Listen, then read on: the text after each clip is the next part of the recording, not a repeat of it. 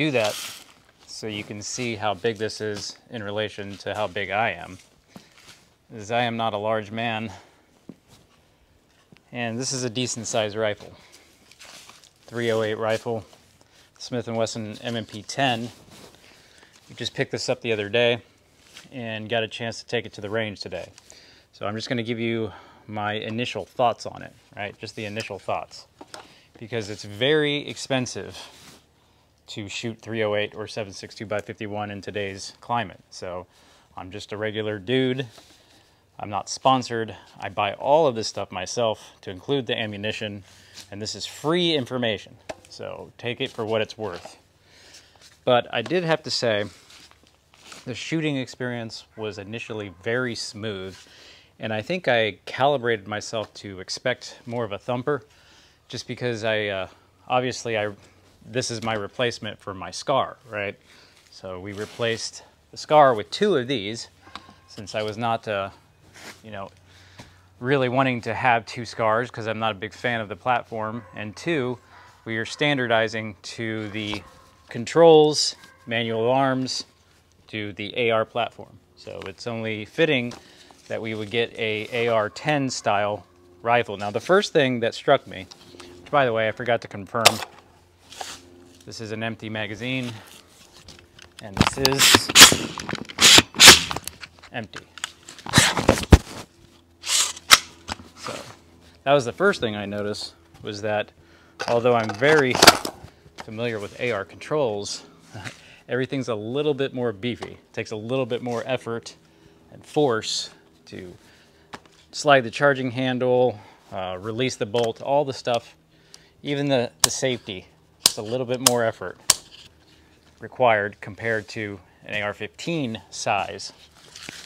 But very familiar with the controls right off the bat. Everything feels natural. The shooting experience was smooth. The sights were fairly accurate. The rifle was fairly accurate. And overall, I'm initially pleased. Now, what we're going to do is we're going to clean this, strip it down, inspect it, and then probably put at least 100 rounds through it before we're going to come back and give it, let's just say, a 100-round discussion, because I really hate that term review. I prefer discussions, because one, for this, it's going to be very cost prohibitive to do a high round count through this and come back and do a review. And 2, I'm just not going to have the time to do a thorough review. So this is just going to be my initial thoughts and discussion. Now, what we did is we sighted it in on the bench, and then we did some prone, some sitting, and some kneeling. And then we're going to take it back in a couple of days, and we're going to do some standing. But again, just basic rifleman marksmanship drills. And what we did was we went ahead and put on the Vickers Blue Force gear.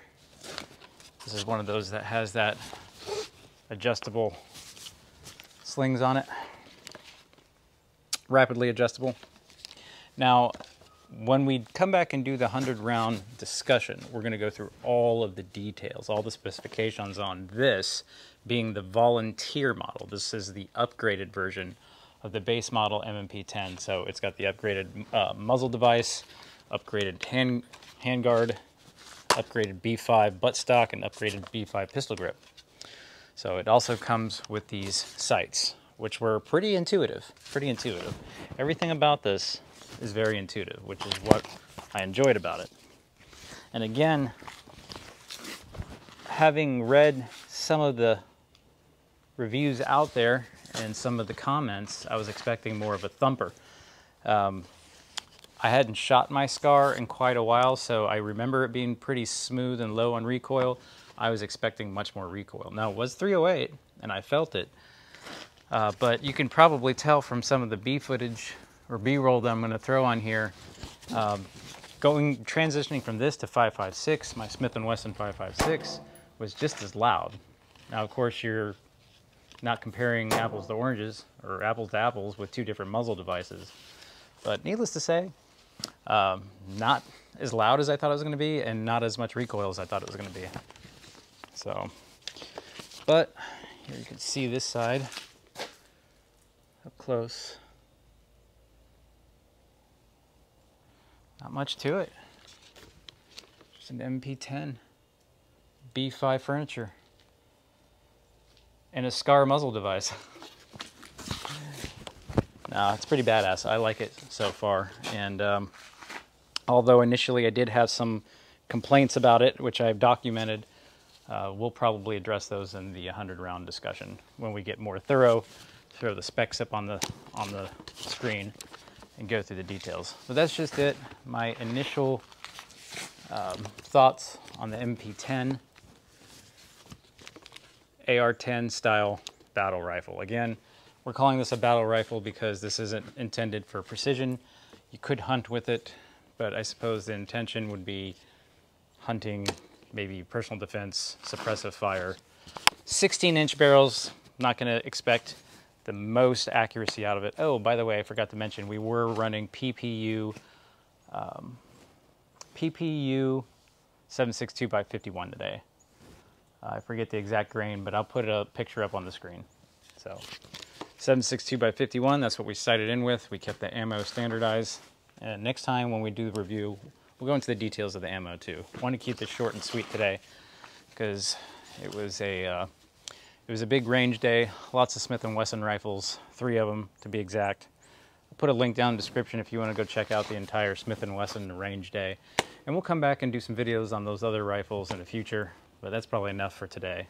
So remember, stay prepared, because the more Americans that are prepared, the more there's a future for Americans.